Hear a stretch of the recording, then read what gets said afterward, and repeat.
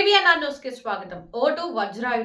Vote వజ్రాయుధం లాంటిదని TDP నాయకులు బండ్ల కిరణ్ అన్నారు.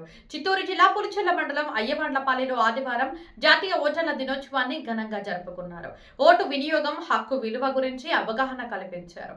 95 సంవత్సరాలు గల సీనియర్ సిటిజన్ గోపతి మనెమ్మను ఘనంగా సన్మానించారు. ఈ కార్యక్రమంలో సచివాలయ సిబ్బంది, గ్రామస్తులు పాల్గొన్నారు.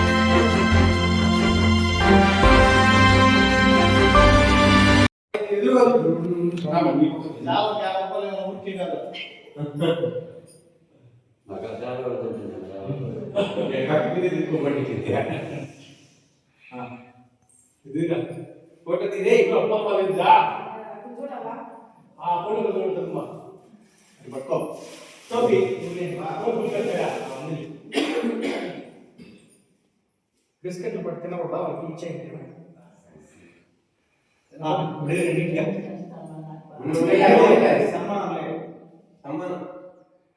ఓకేనా?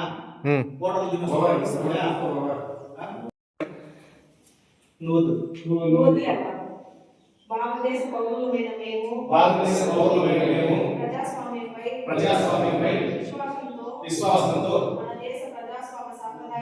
మన దేశ ప్రజాస్వామ్య సాంప్రదాయాలను స్వేచ్ఛాయుత నిష్పక్షపాత